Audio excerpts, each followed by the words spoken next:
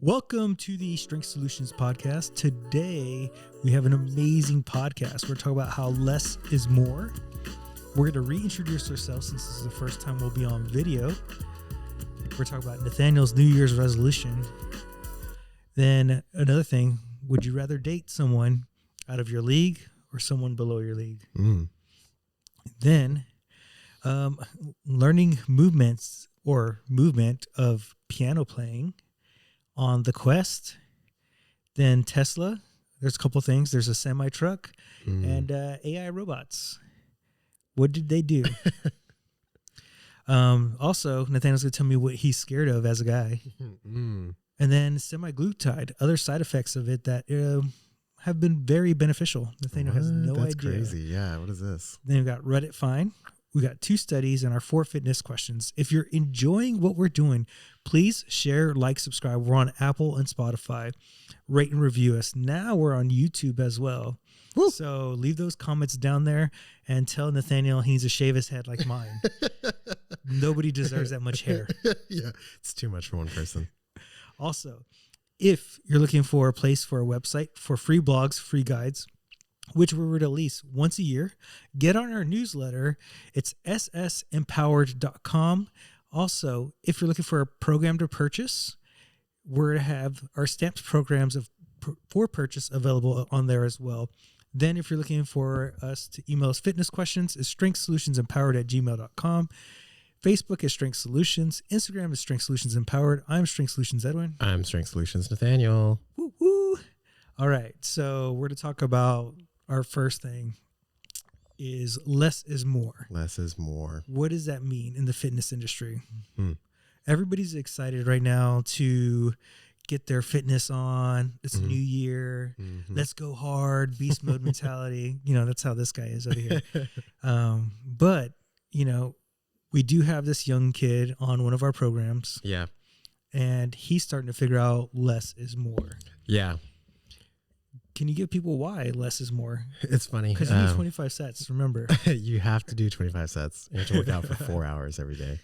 I just wrote a program for one of my clients recently, and it was funny because I was writing the program out, and he wants to focus on like lower body. He said he wants big legs like me, so gotta give him to him. Look kind of small. And so I wrote out the program, and it's about 2 workouts, and then I gave him like some demo stuff to do for upper body, like on the off days and things, because he still wants to maintain some of that. But I did workout 1, workout 2 for lower body, and it was like 5, maybe 6 exercises. And it was funny because I was looking at it and I was like, I know he's going to say something. Like, I know he's going to be like, what is this? You barely even worked on it or whatever. So in it, I wrote a bunch of stuff, and I was like, look, I know this might look like a small amount of exercises, but to develop, and especially if we're doing only lower body, isolation, on a single day, you can't do 15 exercises, or 12 or whatever it is. Even 12 is probably too much. 10 is probably too much, right? Because you're just going to be so fatigued by the end of it that you're really not going to get anything out of those exercises that you do. So focus on the big ones, right? So I think I had it set up like a squat. There's a lunge in there, right? I had a lot of it is stuff that you can do at home. So there's like no machines, nothing like that. But it's just the compound movements, right? Compound movements, simple, basic stuff that we're just going to change and phase throughout, the couple of months that we do it. But it's just important to make sure that you have the least effective dose, right? And we talk about that a lot. And I've talked about this with one of my clients that you met, funny guy. And he was learning about it, and he was like, wow, I never thought of that. And I've never thought of like a least effective dose thing, because they do that with medication. Yeah, all the time. Right. Yeah. And that's just the standard, right? The standard is, I'm not going to give you 500 milligrams of, Adderall or whatever. I'm going to give I'm going to give you like 0.21, to start you off. And if that doesn't work, okay, we'll go a little bit more. Right. So I think that's one of the main things is just like learning recovery and learning how to have just efficient workouts. Also, where I think less is more too is your calorie deficit. A lot of people go this extreme route in their calorie deficit, right? That's a good one too. And I've seen people who go on small deficits and take their time to lose weight have tremendous results in the long term. Initially, it doesn't seem like they're successful, but if you think about it, 500 calories a day, let's just say that's a lot of calories. That is a lot. That you're in deficit. It takes about 3,500 calories to lose a pound of fat. Yeah. So in 7 days, if we were at 500 calories, right, that's 3,500. You lose a pound of fat, right? In a perfect world. Yeah, if you were super dialed in all the time. Dialed in, you're exercising, you're 500 in deficit. But people want to lose like 6-7 pounds. And the fallacy is they see that scale go down that first week and they see 5-6 pounds go off. It's really not fat that you're losing. You're probably losing a lot of water, inflammation that first week. And that's why you lose the 6-7 pounds. It's not body weight. Right. So come into this mentality of it's going to be a full year that I lose 26 pounds. Right. You know, that's half a That's pound awesome, a week. man. That's crazy. That is super good. Yeah. And I was talking to a client the other day too, because she just had surgery on one of her feet. And she's also a previous athlete, you know, so she's got a little bit of like a let's go mentality, you know, and everything. And that's all good. I love it. Right. Very motivating. I know that she's, you know, ready to work and everything like that. But we were talking the other day and she was like, man, I'm just like so ready to just go and like get things done. And I was like, I know, I know you are, you know? And I was talking about what you're saying for the whole year, right? She was like, about how long do you think it'll take for me to just like be in a position where you can tell me, hey, let's do this today. And it's not going to be like this huge problem, you know? And I was like, well, you know, the new year's coming around. I was like, let's say, I think she was talking about like summer. She wanted to like feel better by summer, right? And I was like, okay, well, number one, what's summer to you? Is that like May, or are you talking like June, July or whatever? And she was like, maybe like June, July. And I was like, okay, let's say August. She was like, what? And I was like, yeah, I was like, let's say August, right? And I was like, that gives us, you know, like this many months to work through the foundations, you know, this many months to work through a good program. And then probably by the end, we'll be doing more performance athletic things to kind of get you back to what you are comfortable with doing, you know? And she was like, you really think that's going to take that long? And I was like, I don't really think that's a long time. I think that's 8 months. You know what I mean? That's less than a year. But it's just, even to the perception of time, right? It's just that's a long time, right? No one wants to hear that. Dude, you know what's crazy is a lot of people don't realize that when you go through injury or surgery, it's a trauma to the brain and body, right? Yeah. And your body automatically responds to make it more efficient. Like, let's say I hurt my right knee to put more pressure on my left. Right.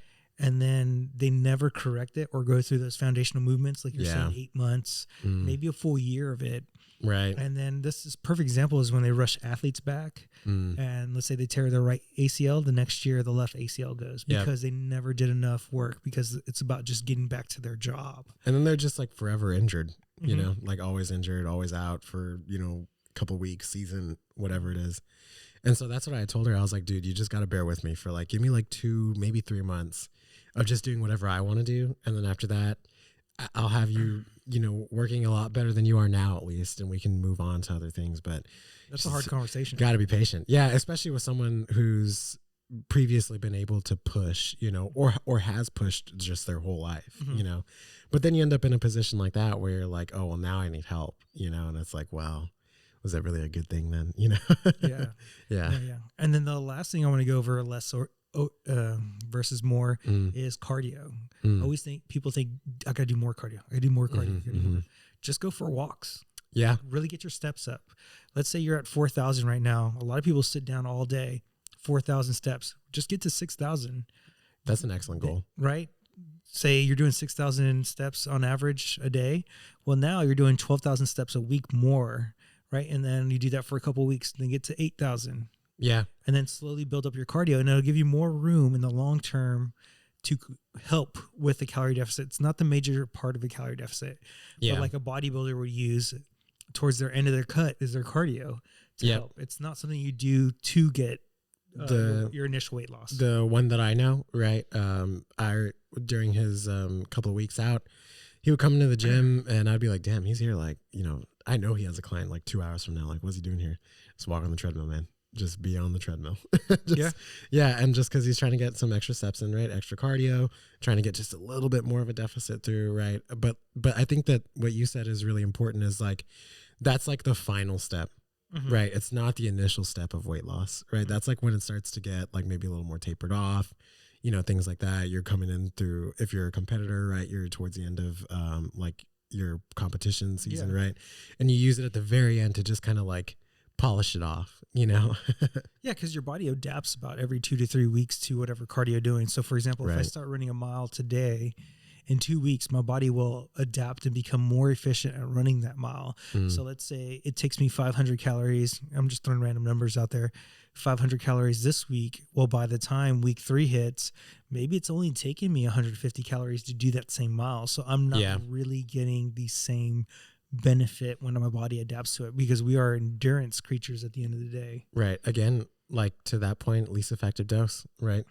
Got to start small. Less is more. Dang. There you go. Yeah. All right. So so we usually at this point, we talk about our weekend and stuff like that. But I think it's important now that we're on YouTube is to kind of like reintroduce ourselves and why are we in the fitness space overall. So I'll let you start because you love to talk and I need you to get rid of that hair. Like, yeah. It's just too much for me right now. I love hearing my own voice, man. Just love hearing it. You know, I was thinking about this coming up to today because I knew that we were going to do like a reintroduction of everything. And it's kind of just like reflecting on the whole past, like, 2 years of us doing this, man. It's been a long time, and the first episode actually, I don't think our first episode, I guess we sort of introduced ourselves a little bit, right? We did. But, do you want to know a funny stat for podcasts? Yeah, sure. So after one episode, 90% of podcasts just stop.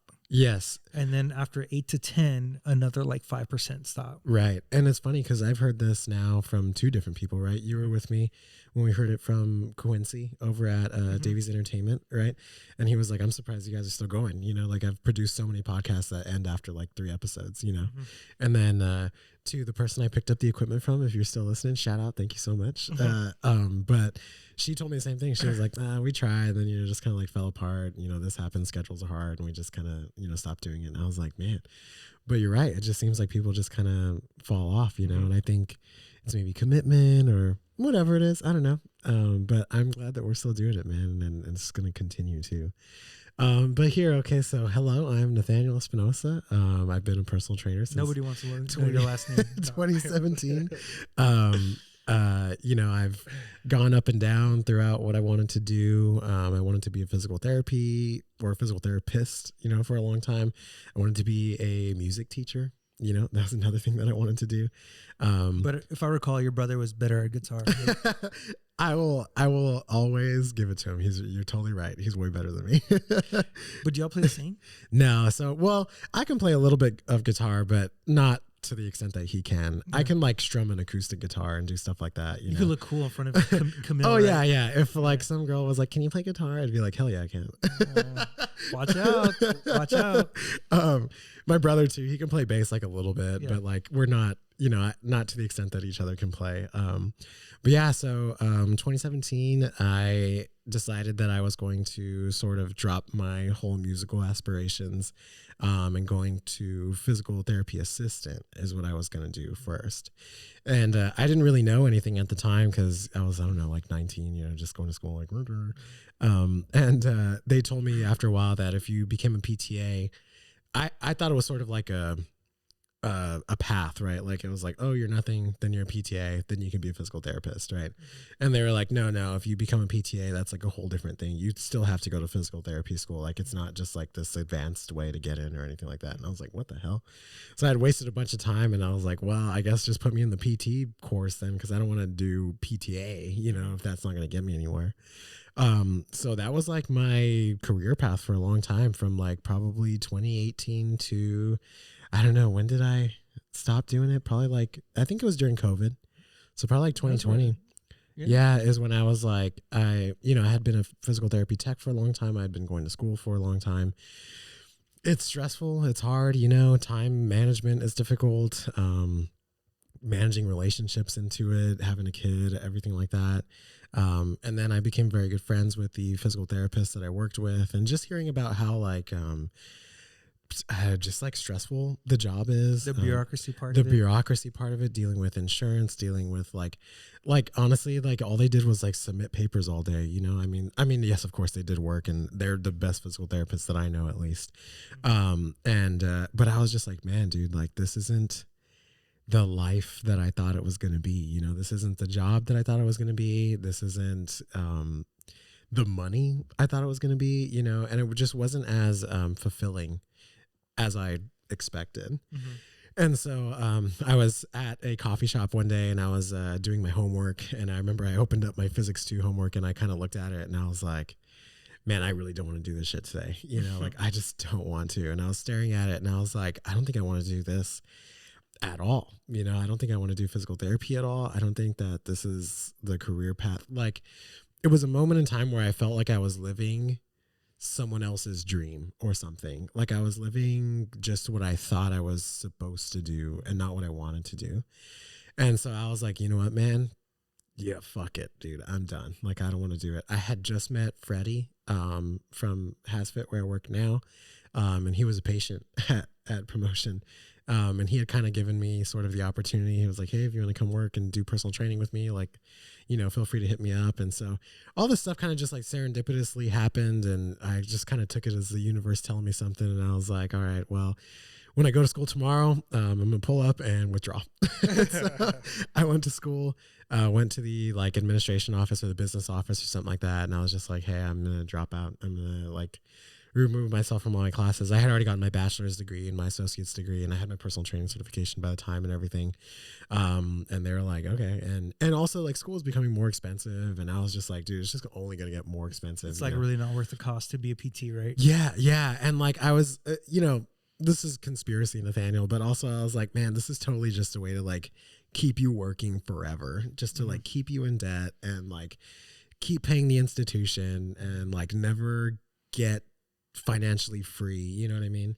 And I was like, I'm not gonna like do this. You know, I'm not gonna like buy it. Dang, you got a big tinfoil hat right there. Yeah, I should. It's under, all my hats are lined with tinfoil. So. It's to save yourself from the radiation, right? The 5G. 5G. But yeah, so I withdrew. I hit Freddie up and I was pretty much like, hey man, like I just withdrew from school.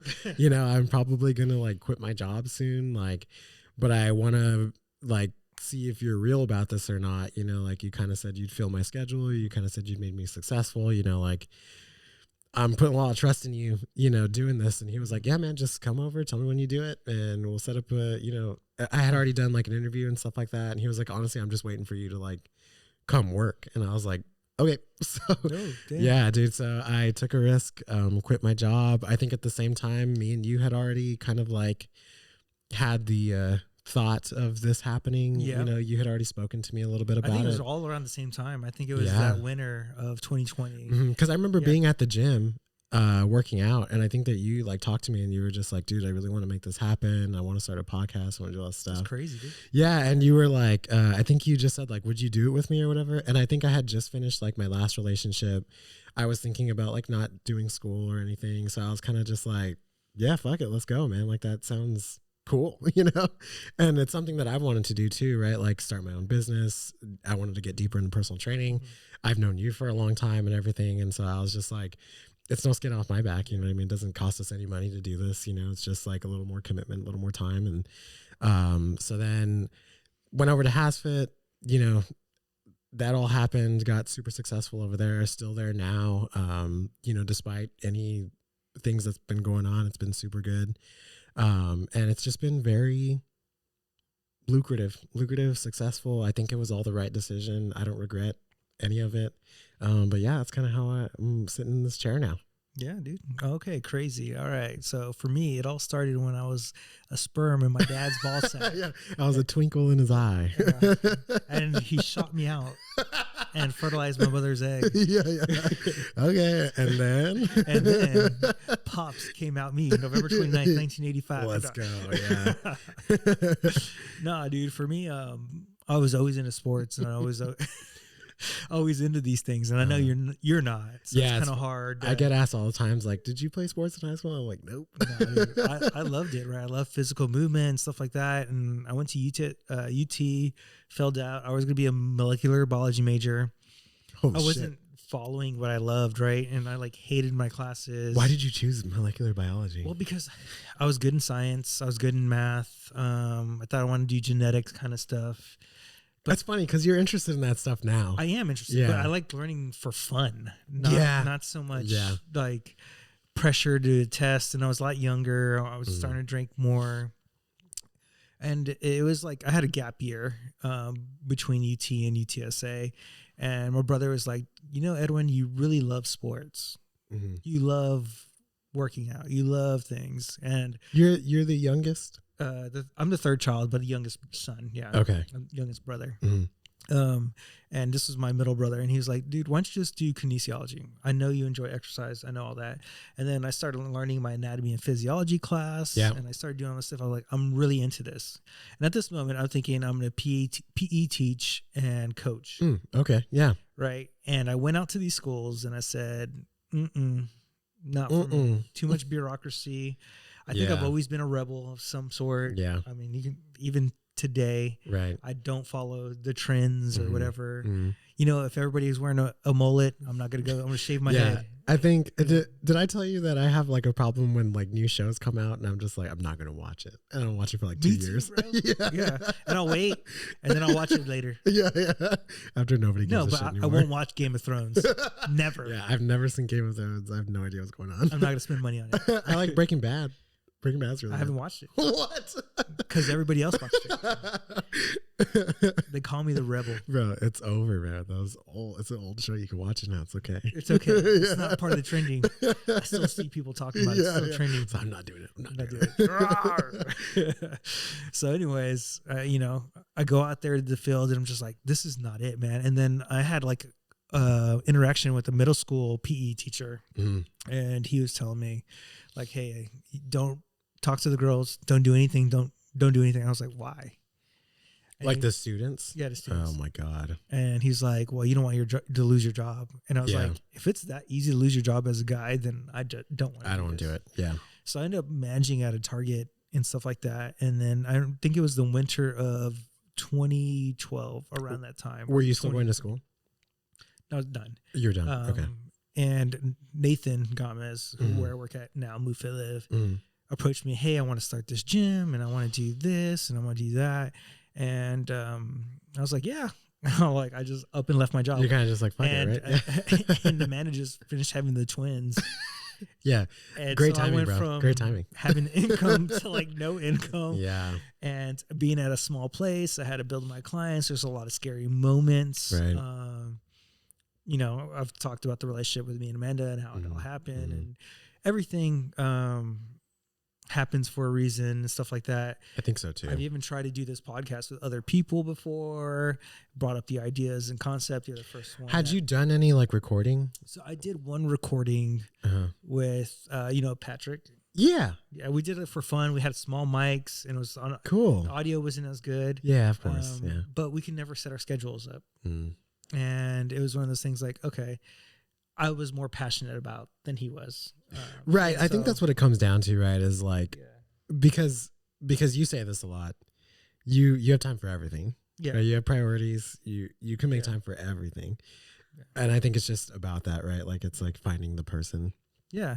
And so all these years came by, and then you came in and we started talking. We're like, okay. And it happened to be like, you're saying perfect timing and everything. You're like done with school. You don't want to do PT. And I was like, dude, I want to start my own business. I don't want to like be beholden to anybody. And you started saying the same thing. And then we started right there. It was 2020. Rest is history, man. Rest is history. 2024 now. And even within my personal training career, it's funny how like I thought I wanted to do nutrition, and then I thought I wanted to do this. Yeah. But I've really fallen in love because I think we can make our most impact because we're not with people all the time is quality of movement. Yeah. And so I fell in love with quality of movement, which actually as a trainer separates you from everybody else because many trainers don't know quality of movement. They don't understand programming. They just understand let's kill you and let's go. That's why we talked about less is more is a lot of very effective. I think that's why, I mean, I'm sure you've had people say this too, like where it's just like training with us is just different than other experiences that they've had. Oh, dude, every time I get a client who's trained with another trainer, they're like, this is not the same.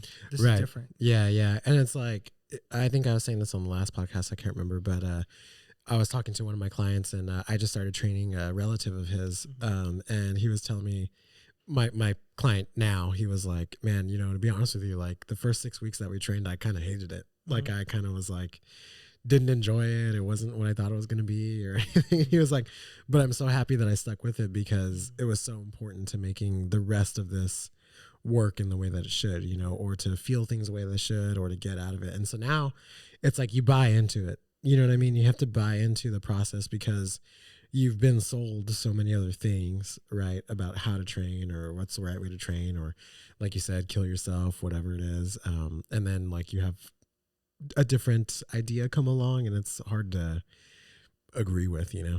Yeah, like I can't wait till Ethan finishes our program and we do the podcast afterwards and see what his response is. Yeah, I would love to hear it, man. Dude, it's crazy what he's telling me right now. How many more like weeks or months? So he's in phase 2, week 1. So he's doing each one of 3 weeks because I suggested it 3 weeks. Yeah. So he's in phase 2. I think he has phase 3 left. I believe that one only has 3 phases from my understanding. I think so. Yeah. Right. So he has 5 weeks left. Nice, man. Till he finishes. Do it. And he's never done certain things that he's doing today. Like the exercises? Amount of strength that he has, what he's holding. He's like, dude, I cannot believe this. I'm hungry. I stuff see, like I that. see. Like, yeah. There's so many things. Like when we get him on here, it's gonna be pretty good. Hell yeah. All right. This year, all right. It's New Year's, right? This one should release January 1st. It should be Monday. Day of, yep. And what's your New Year's resolutions for this year coming up? Yeah. New Year's resolutions, man. What a concept. I think I told you that I was talking to my therapist the other day and she was asking about what my New Year's resolutions were and stuff like that. And I was like, you know, I don't really no, I've never really made New Year's resolutions before. I've never really like You're anti-American. I'm anti-American. Where are you from? Yeah. Go back to where you came from. Such a rebel. Oh yeah, there you go. That's why. Yeah. So I don't do them. I don't do New Year's resolutions. I don't follow people. I do New Year's not resolutions. What am I not going to do this year? Yeah.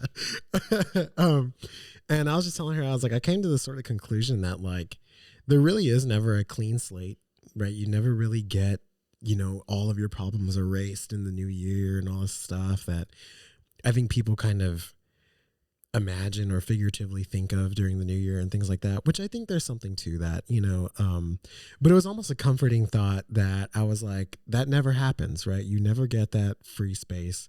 You just keep kind of working. You just keep kind of going, right? You keep trying to improve better every year, you know?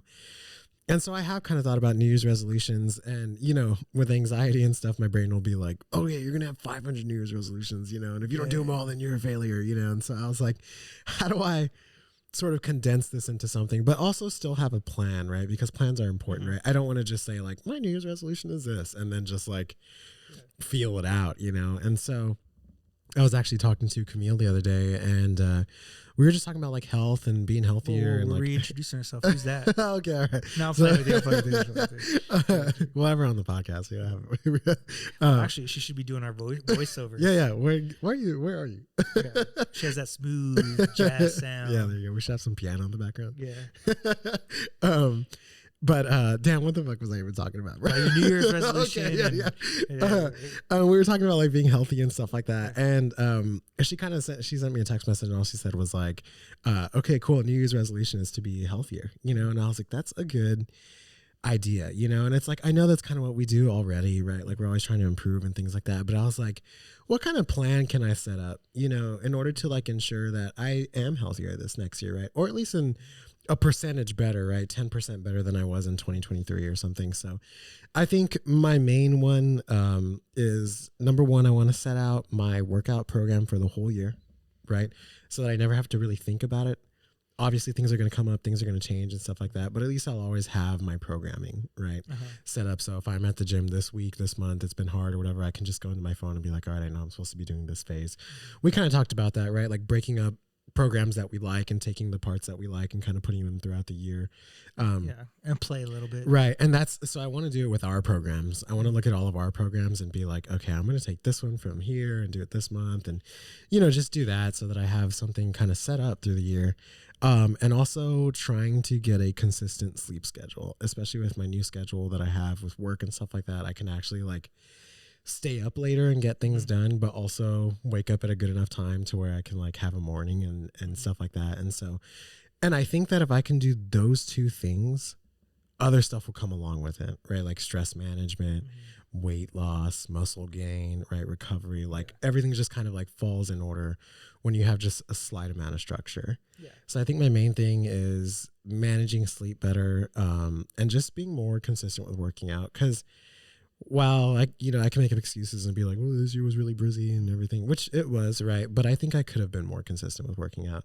And I think I can be more consistent now, especially with my new schedule. So I think that's my 2 little New Year's resolutions. Yeah. What about yours? Well, I have 100. So yeah, there you go. Get ready. Anxiety brain, let's go. Yeah. No. So one is to actually execute. I'm great at planning, really great at planning, but I need to be better at executing. So part of it is every Friday getting on like the Google Drive and really executing and sending out, hey, this is what we have for the following week. Because I know like I create a lot of the planning and stuff like that, but like, okay, communicate. Okay, this is what I got. This is what we need to do. Like we're to shoot videos this Saturday for it as well. This needs to be up. Do all those things. I think I'm already doing better because I got a lot of the blogs and guides. You be getting hella shit done. Yeah. So now it's just executing and then setting up interviews, reaching out to people and executing that as well. On that end. As far as from like a personal standpoint, I think I need to get better at taking mental breaks. So maybe setting a day up with just like me and Amanda going to dinner or doing like we were talking about the other day, going to Gabriel Iglesias. Who's Amanda? Dang. She's just some chick I banged and had 3 kids with. But like us, me, you, Thomas, and our significant others, and going to like not a concert, I guess comedy show. Could do concert, like but I think that's really good too, man. But like taking more slight mental breaks because I feel like sometimes I get too much bogged down into the structure of day-to-day activity and stuff like that. And then the third thing is pretty much getting all my kids to work out. I got Christian to work out consistently very well, but not getting them all. The other two. Okay, let me elaborate. Okay, so that was like my personal one, I guess. My business one that I've been thinking about is dedicating like twerking time. I gotta get the twerk down. I gotta get my OnlyFans page up. Gotta get it up. Yeah, that's the business that I was talking about. No, for us is that I want to try and dedicate at least like an hour of every day to doing something. Right, whether it's sitting on the website and trying to optimize it, or whether it's trying to, get the podcast done that day, or, making a post or whatever it is. But I want to sit down and dedicate 1 hour every day, because I was thinking about it and I was like, we do stuff throughout the week or something like that. But even, dude, if you could do 1 hour every day, of something related to the business, right? That's 365 hours, right? A year. And you get so much done, I'm sure, you know what I mean? In a month, in a week, or whatever it is, with just those small little like chipping, you know what I mean? There's so many things that we have that we need to get done and do or improve, or we want to research or something like that. And it's like an hour a day could be, the thing that makes all the difference, And so that's like my business resolution, I guess. And then if you're taking kids into account, I don't think Camille she always says this, which is funny, that she's like, you didn't do good enough indoctrinating your kid into stuff that you like. So like music or things like that, like, and it's funny because like my dad, he would just like force us to listen to music and we ended up loving it, And so I was like, I want to find something to like bond with her over at least a little bit, like something that both of us can be like, okay, we both like doing this thing, whether maybe it's video games more, or maybe it's boxing, watching or whatever. Teletubbies, cooking, I don't know, something, like I want to find something that I can be like, okay, this is like the little thing that we do, but so those are like my 3 bases. So I thought this would be a good topic because I like reading about like genders and stuff like that. And gender is a construct, bro. It doesn't exist. So on TikTok, there's a video talking to women and men, and the question was, would you date someone below your league or out of your league? all men Below you. responded above your league, Okay. and all women responded below my league. And men are like, why not just go for it or whatever? And then women were like, well, I just want to feel secure and stuff like that. And it made me really think, we read a study, or I think I told you before, about surgery, and women were better surgeons. Oh, yes, because they're like less risk taking. Yeah. And I think that's why men just take more risk. They're more willing to take more risk. I think it's also has to do with like maybe rejection too, where like men probably are more used to rejection. So like, so how many times do you think Camille's been rejected? Probably like never. Yeah. Like same thing with Amanda, right? Like, if she wanted to get it, she could get it. Right. Yeah. Like, I'm probably I was the first one to reject her. I was like, nah. Okay. So you know who Mia I didn't freak out when she texted me. So there's like a adult star named Mia Khalifa. She's talking about like how men, it's so easy to get men because I was like, well, you're giving them what they want. So is it really easy, or that you're stupid that you're giving them what they want? I guess so, but I guess it's like both, right? Like where it is maybe, guys are easy if you just give them what they want, right? I guess that could be argued too. But I think that maybe it's a little bit of rejection, right? Where a guy is probably just more used to being like, I'm just gonna try it, right? She might pick it up, she might not, and just whatever. And but that's interesting because I feel like a lot of the sentiment, a lot of the times, especially on like videos we see or like people talking on Reddit or whatever, it's like girls are usually more likely to be like, I want a guy that makes a lot of money and all that stuff. So I'm just like, what is considered out of their league and what's considered below their league then? Well, was it just physical attractiveness? Like, it was more based off physical attractiveness. Yeah. But also, I think like this is where like a lot of the red pill guys talk about like these women are delusional, is that they're trying to get this $100,000 6-foot guy, which is like 1% of the population. And they're like, I deserve this. And like, they're telling them they're delusional. So like they are going out of their league, right? But I wonder if that's to do more with the social construct of like, this is what I deserve because this is what society says I deserve. Or is it what they internally feel? Yeah. And it's funny too that like a lot of the, and I would argue guys are going the other way, right? Yeah. And it's funny that you said like the reason that they gave is that they wanted to feel like secure. Yeah. So I'm wondering if it's like maybe like a control thing, like maybe they want to have a guy who's not as attractive so they don't have to worry, like, oh, like girls are going to hit on him, or I know Camille has to worry with this guy. Long hair. Look at that. Amanda has no problem. Look at this bald right here. Although I keep this on, this is my power, my ring, right? Right. If I take it off, nobody looks at me. Well, when you put it on. The moment I put it on, I was like, suddenly you exist. Dude, that's a thing, dude. I've heard of this, yeah. It's a phenomenon. Like guys will get girlfriends and all of a sudden they're attractive to other girls. Yeah. And then it's really interesting, right? Yeah. I've heard of this, yes. Has it happened to you? Dude, no, honestly. Or are you blind to it? But I mean, I doubt it. I don't think so. I would say like this is the I don't know how to say it. You're like the exception to the rule. No. I'm just different, I'm just unique. I'm just so chill, bro. Sit here playing my bass. Yeah. All right. So another cool thing is technology, right? And the Quest goggles. Did I send you the video where the guy's learning how to play piano through his Quest goggles? Oh, interesting. So like the Quest 3, you can see all the way through and it kind of shows your hands. Yeah, it's like augmented reality. And so as the screen is going down, it's showing the letters that you need to play next, and you could play a whole song. It sounds like Guitar Hero, but for piano. Yeah, but you're actually playing a real piano. Oh. It's not like a fake piano. It's a real piano in front of you. Okay. And it tells you, okay, you got to go put your hands here. And so, and it has the letter of the keys on there too. Dude, that's insane. That's crazy. Yeah, dude. If you could find that video and put it on the screen, it'd be awesome. Did I just sent it recently, so I know probably didn't get to watch it, but I sent you a video of like a person who is. Are you masturbating? What? For your OnlyFans? What? Whoa. Twerking? It was a video of this girl who had been, I think she had like a stroke when she was like 30. I saw the video just recently, but I didn't get to watch the whole thing. And like, like they were like, doctors don't know what happened and like blah, blah, whatever. Anyway, they have this new technology that they literally implanted something in her skull and like screw a receiver onto it, right? And they have like, and obviously it's very new, so they have like this whole setup and it's got all these computer screens and everything, but it takes her brainwave activity of what she's trying to do, because she has something called locked in syndrome, where she's like completely, totally inside, you know, she has her full consciousness and everything, but just like can't use her body.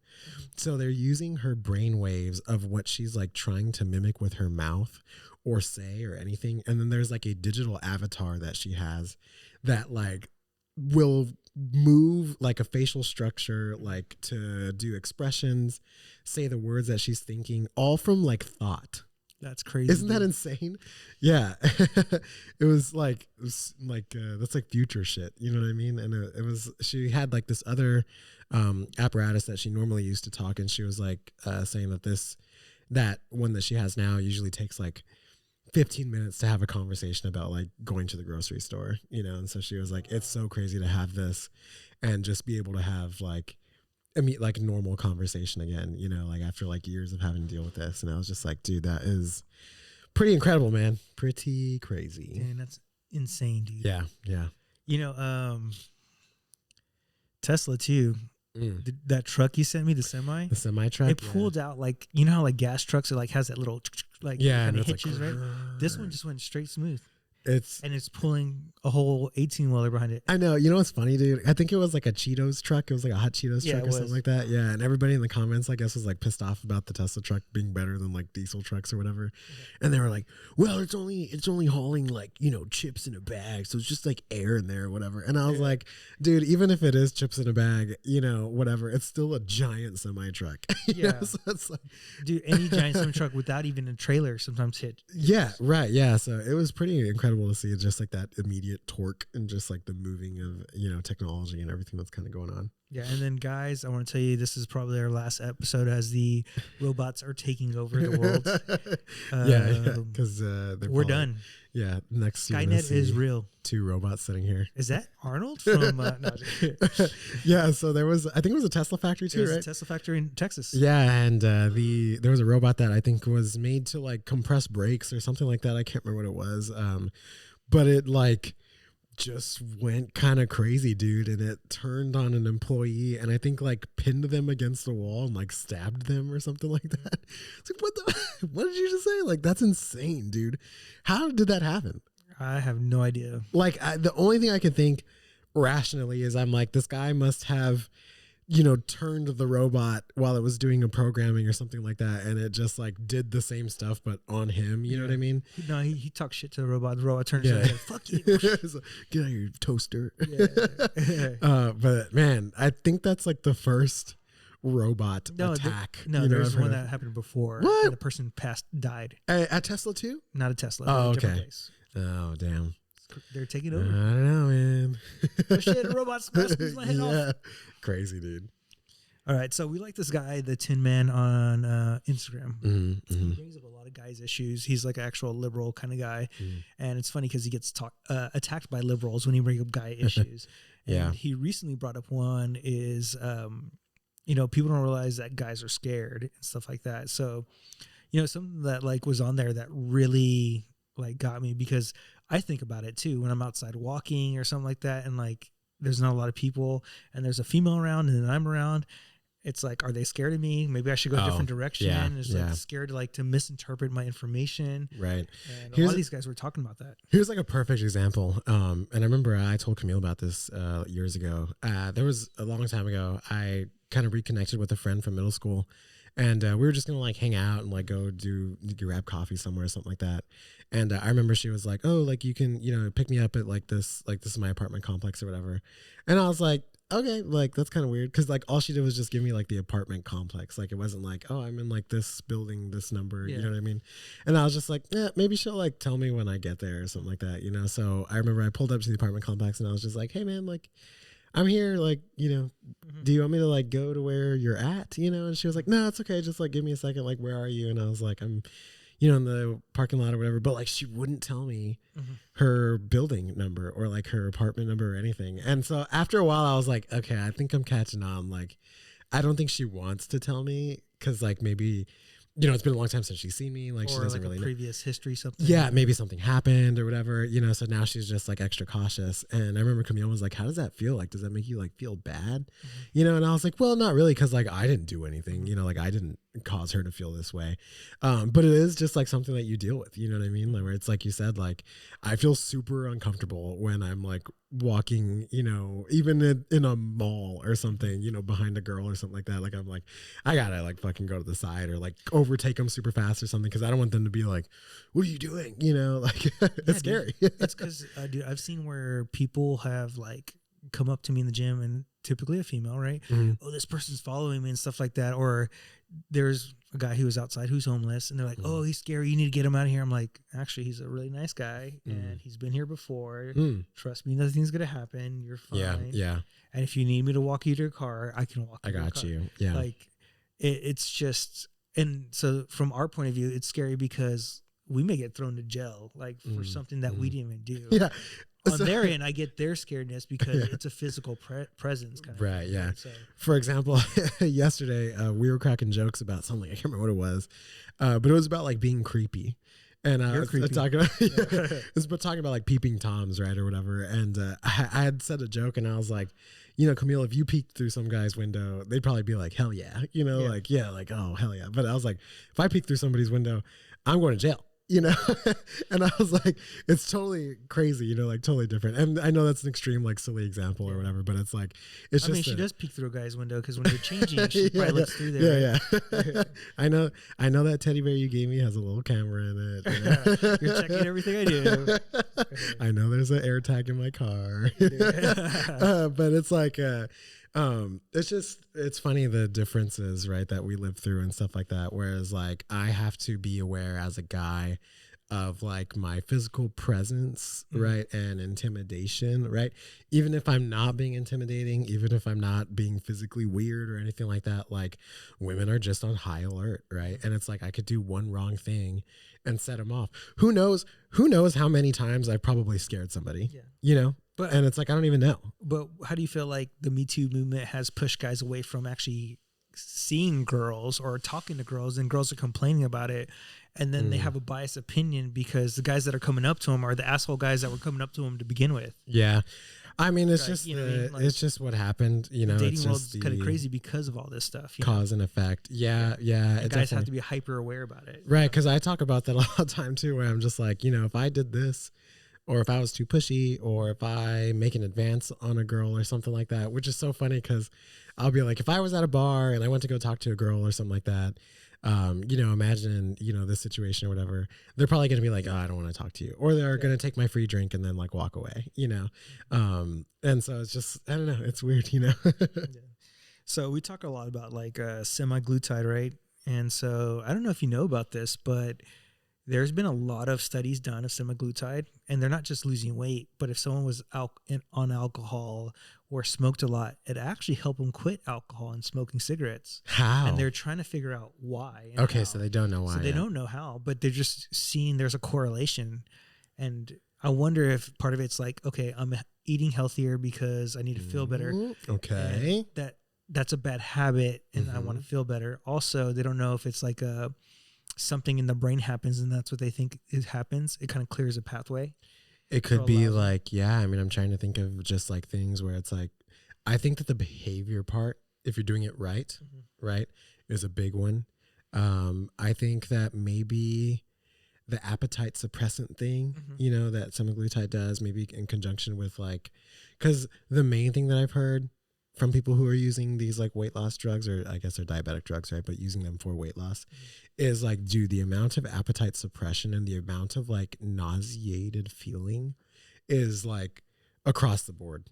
Everybody says the same thing. They're just like, I just don't eat. Or I'm just like, you know, food, Interesting, right? I eat food and I just feel really bad or something, you know? And so I'm like, I'm wondering if they're just like, oh, I don't want to drink. You know what I mean? It just makes me feel like shit. Or I don't want to smoke, you know, it just makes me feel like shit or whatever it is. So who knows, man? That's interesting. It's going to be interesting. They need to study peptides more, see what's going on. I just hope they don't regulate it too much. Yeah. So we're to go over one Reddit find, and this one was pretty impressive. If I had a dog, this is what I want. Dude, the dog was literally both legs on the back, peeing inside the toilet. I was like, how did they get him up there like that? How do they teach him to do that? Yeah. There's this thing that, you know, I love Shark Tank, right? I also know someone who's used it. And it's this product called City Kitty like you live in a city kitty, and I think that's what it's called. And you put it on your toilet. Okay, so it like covers the toilet like a cap, and you fill it up with litter, right? And it's like a little cap, and so then you fill it up with litter, right? And so then your cat, hops up there, takes a shit or whatever, and then you just scoop it out and throw it away, right? Now it has like these little rings inside, and over time you like pop the rings out. And so there's less and less litter inside of it. But the cat is already used to going up there to poop and pee. You're pretty much training them. You're training them to pee and poop in the toilet.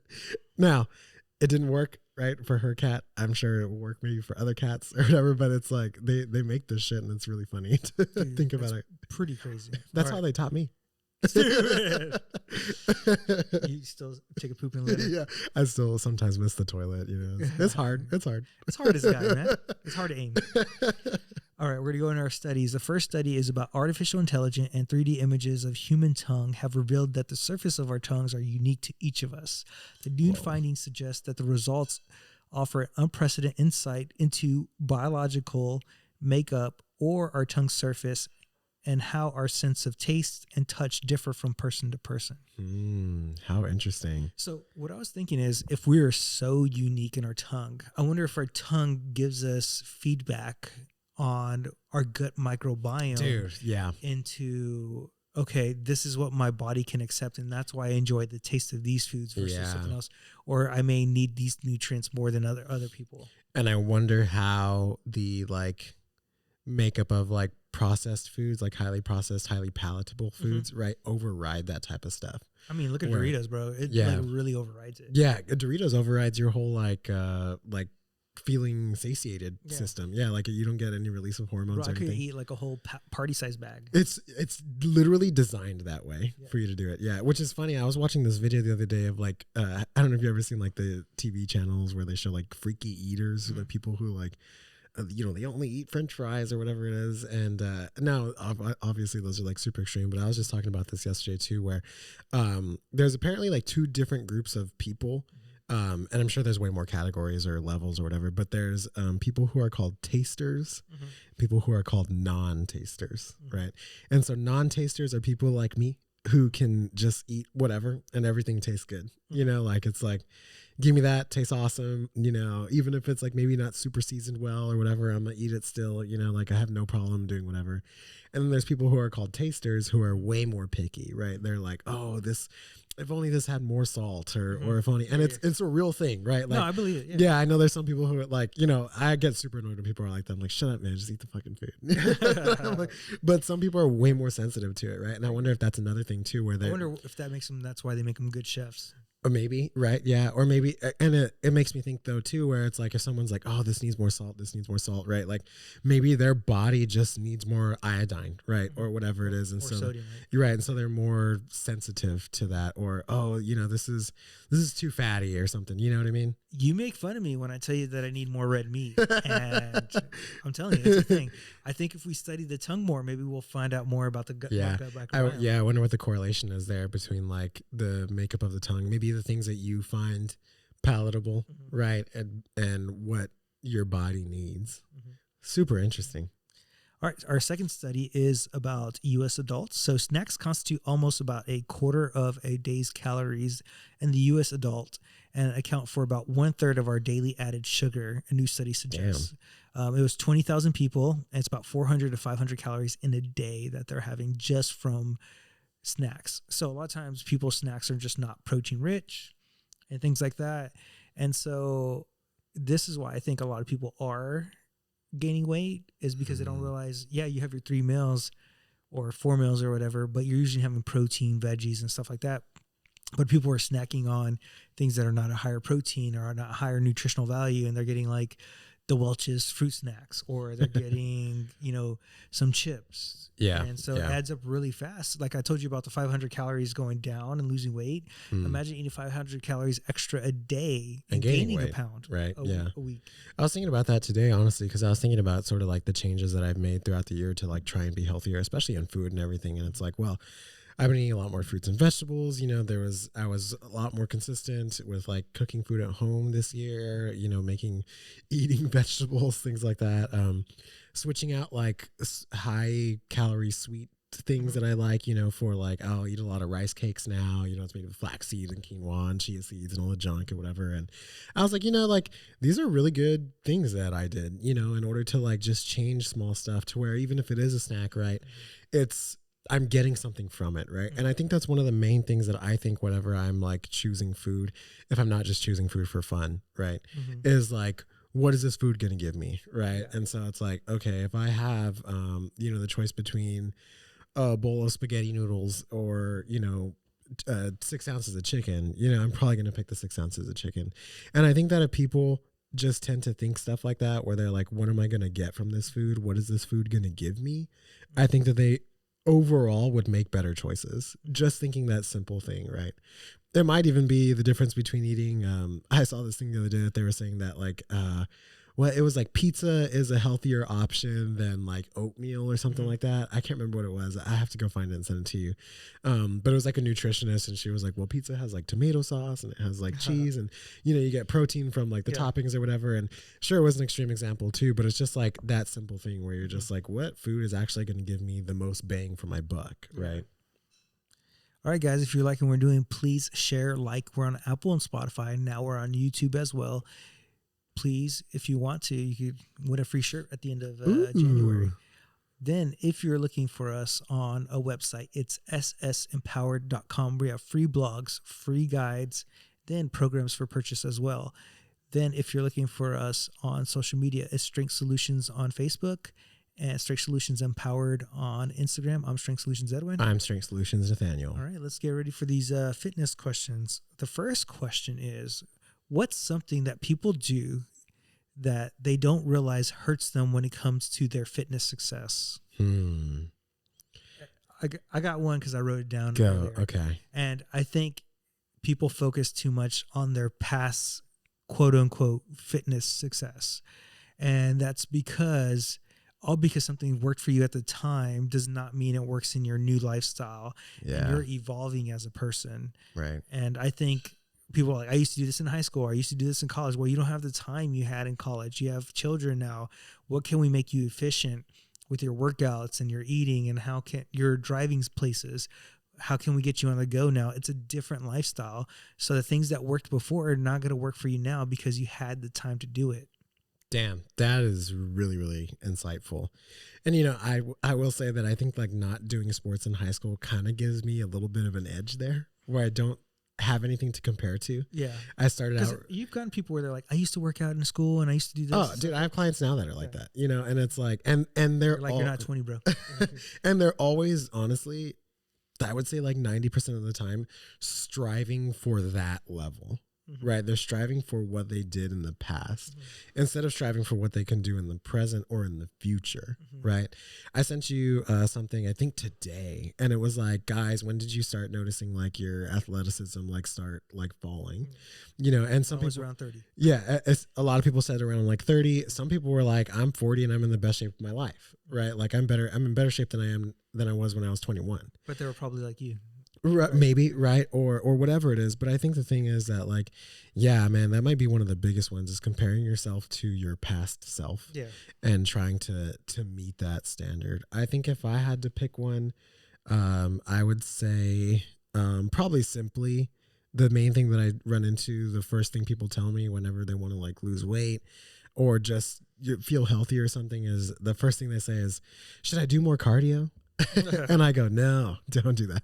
I think that's probably one of the biggest ones. It's the one that everybody runs to. It's the one that we ran to, you know, when you first start your fitness journey, because it seems easy. It's not intimidating, right? Everybody ran, you know, at some point. Or you think it's easy. You don't understand running's a skill set. Right? That's a whole nother story. But I would say that is my big one is starting with cardio. All right. Question number 2. I am having trouble with my back when deadlifting. What could be my issues? Could be a lot of things. There's a lot, yeah. To me, a lot of times it starts with your setup. Yeah. And actually putting pressure into your hamstrings and loading the glutes and pulling back. Yeah. And then being able to attach your core as well to it. Yeah, I think that once you get all of those foundations laid out, right, like activating the lats to increase stability overall, right? If you're having back issues, right, it could be you're not activating the glutes enough, like you said, you're not hinging back enough.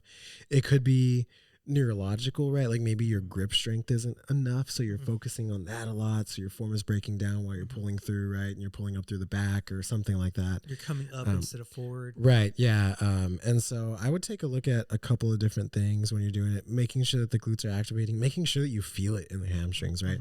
If you're deadlifting and you're not feeling it in the back of your legs, then you're straight up just doing it wrong. You know, making sure that you know how to expand in the core, you know, outward widely, right?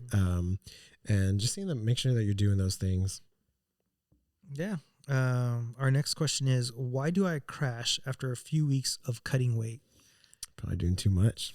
Probably what we talked about. You're doing way too much. You're probably cutting too many calories, or you're exercising too hard. And so it just all depends on that aspect of it. Yeah, I would say maybe not, I guess, depending on how long you cut, not giving yourself like maintenance breaks, right? You're burning out. Cutting is hard. You know, it's difficult socially, life-wise, everything. I would take a look at good fact. I think that you said take some breaks. Yeah, have to, especially if you're doing a long-term, I guess it wouldn't even be, I guess it is a cut, right? Like technically, but like, let's say, like you said earlier, for a year, right? If I'm trying to lose 30 pounds in a year, that's a long time, right? That's a long time to think that you're going to be on it every single day, because you ain't, you know? So it's like, there's got to be moments and times where you give yourself breaks. And I think managing your expectations is important too. Whereas instead of saying, I'm going to lose 100 pounds this year, maybe I might lose 30, right? All right. Last question. How do I overcome the psychological aspect of reverse dieting? Damn, that's a tough one. It is a tough one. I think the best thing you can do is understand you're going to put on fat tissue with it. And if it's like 2 weeks and you're like, I gained 6 pounds, it's a lot of water. I'm telling you right now. Yeah. Do not worry about it. It's more about like, at least give yourself 4 to 6 weeks of a bulk, a good bulk, and reverse dieting to at least see if you're feeling better. Yeah. Don't even look at the scale. Yeah. Man. Honestly, go based off how you feel. Do you feel stronger?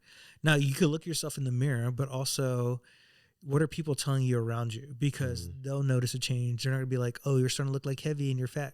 Some people are honest, bro. Like, they'll say that. True. And then some people will be like, oh, dude, you're looking really good. Some people are just haters, though, bro. Yeah, haters. Yeah, I know a lot of them.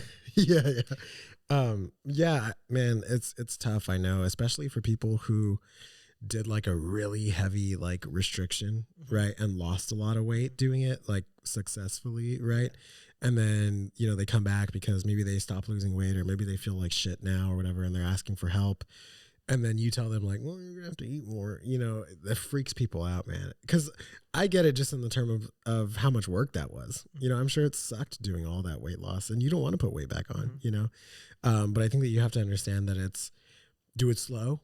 Right? Yeah. It's not like you're going to put on 20 pounds in a month, right? Maybe 20 pounds in the year, right? Yeah. Even that's pretty, like, I think people think you gain weight real fast because they look at I ate pizza and I got 5 pounds heavier. Right. You just got water and inflammation. I think that's the psychological part. You got to understand you're not really gaining 5 pounds. And I think that also, if you're going to do this, if you're going to reverse diet, I think something that could help you is, which you should be doing regardless, is resistance training, right? Because I think mentally, right, you're going to be like, well, I'm working, right? I'm not going to gain all this weight, right? I'm still going to the gym. I'll partition some of it to muscle. Right, yeah, I'm going to build some muscle during this process. I'm going to get stronger, right? I think it'll help you kind of like in your head think like, okay, I'm managing how much weight I'm gaining, right? And I'm doing something with it. Like, be proactive with it. Don't just sit and start eating more, you know?